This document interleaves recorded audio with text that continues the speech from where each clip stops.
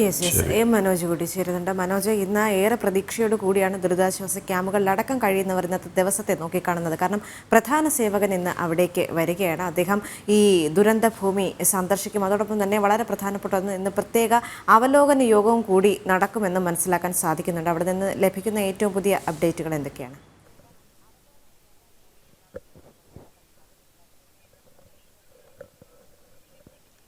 തീർച്ചയായും പ്രധാനമന്ത്രിയുടെ സന്ദർശനം ഈ ദുരന്തബാധിത മേഖലയിലെ ജനങ്ങൾക്ക് വളരെയധികം ആത്മവിശ്വാസം നൽകുന്നത് തന്നെയാണ്. ആദ്യഘട്ടം മുതൽ പ്രധാനമന്ത്രിയുടെ ഭാഗത്തുനിന്ന് ഇടപെടൽ, മുഖ്യമന്ത്രിയെ ഫോണിൽ വിളിക്കുന്നു, അതോടൊപ്പം തന്നെ എല്ലാവിധ സാധ്യതകളും പരിശോധിക്കുകയും അതോടൊപ്പം തന്നെ എല്ലാവിധ ഉറപ്പുകളും നൽകുകയും ചെയ്തിരുന്നു, പിന്തുണയും നൽകി.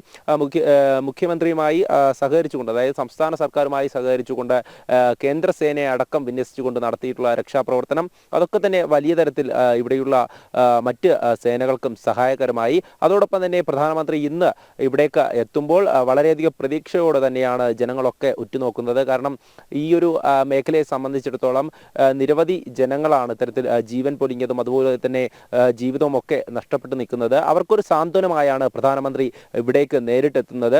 ഇവിടെ തന്നെ ഈ ഒരു പ്രദേശമൊക്കെ വനമേഖലയാണ്. അതുകൊണ്ട് തന്നെ പ്രധാനമന്ത്രിക്ക് ഇങ്ങോട്ടേക്ക് എത്തുന്നതിൽ സുരക്ഷാ പ്രശ്നങ്ങൾ ഉണ്ടെങ്കിൽ പോലും അതിനെയൊക്കെ തന്നെ അതിജീവിച്ചുകൊണ്ട് അതിനെയൊക്കെ തന്നെ കൃത്യമായും ജനങ്ങളുടെ അടുത്തേക്ക് ഇറങ്ങി ചെല്ലണമെന്നുള്ള ആ ഒരു ചിന്തയോട് കൂടി തന്നെ പ്രധാനമന്ത്രി ഇങ്ങോട്ടേക്ക് എത്തുകയാണ്. എന്തായാലും ഇന്ന് 11:15 അദ്ദേഹം കണ്ണൂരിലെത്തും. അവിടെ നിന്നും 11:55 കൂടിയാണ് ഈ എവിടെ പ്രത്യേകം സജ്ജീകരിച്ചിട്ടുള്ള ഹെലിപ്പാഡിൽ എത്തുക. അവിടെ നിന്നും റോഡ് മാർഗം അദ്ദേഹം ഈ മേപ്പാടിയിലെത്തും. മേപ്പാടിയിൽ നിന്നും ചൂരൽമല, മുണ്ടക്കൈ പ്രദേശങ്ങളിലൊക്കെ എത്തും. അതിനുശേഷം ഈ ദുരിതാശ്വാസ ക്യാമ്പുകൾ സന്ദർശിക്കുമെന്നാണ് ലഭിക്കുന്ന വിവരം. അതിനുശേഷമാണ് ഈ സ്വകാര്യ മെഡിക്കൽ കോളേജിൽ കഴിയുന്ന, അതായത് ഈ ദുരന്തബാധിത പ്രദേശത്ത് അന്ന് ഈ ദുരന്തം നേരിട്ട് അറിഞ്ഞവർ, അനുഭവിച്ചവർ, പരിക്കേറ്റ് ചികിത്സയിൽ കഴിയുന്നവർ, അവരെയൊക്കെ അദ്ദേഹം ഇന്ന് സന്ദർശിക്കും. എന്തായാലും അതിനുശേഷമാകും കളക്ടറും അതുപോലെ തന്നെ മറ്റ് പ്രതിനിധികളുമായൊക്കെയുള്ള ഒരു യോഗം നടക്കുക എന്നാണ് ലഭിക്കുന്ന സൂചന. എന്തായാലും ഈ ഒരു സന്ദർശനത്തിലൂടെ നമുക്ക് മനസ്സിലാക്കാൻ സാധിക്കുന്നത് കേരളത്തിലെ ഈ ദുരിതം അനുഭവിക്കുന്ന, അല്ലെങ്കിൽ ഈ ഒരു ദുരന്ത ബാധിതരായിട്ടുള്ള ജനങ്ങളുടെ അവർക്ക് ഒരു ആത്മവിശ്വാസം പകരാൻ, അവർക്കൊരു സാന്ത്വനമേകാൻ വേണ്ടിയിട്ടാണ് പ്രധാനമന്ത്രിയുടെ ഈ ഒരു സന്ദർശനം.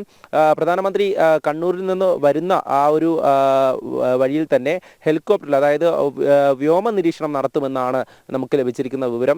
ഈ മേഖലയിൽ, അതായത് ഈ പുഞ്ചിരിമട്ടം മുതൽ ഈ ചൂരൽമല വരെയുള്ള മേഖലകൾ അത് പൂർണ്ണമായും ഉരുളെടുത്ത് പോയിരിക്കുകയാണ്. അവിടെയുള്ള കാഴ്ച അത് കാണുവാൻ വേണ്ടിയും അത് നേരിട്ട് വിലയിരുത്തുവാൻ വേണ്ടിയുമാണ് അദ്ദേഹം വ്യോമ നിരീക്ഷണം നടത്തുക. എന്തായാലും കേന്ദ്ര സംഘം കഴിഞ്ഞ ദിവസങ്ങളിലെത്തി കൃത്യമായുള്ള പരിശോധന നടത്തി വരികയാണ്. അതോടൊപ്പമാണ് പ്രധാനമന്ത്രിയുടെ സന്ദർശനം കൂടെയാകുന്നത്.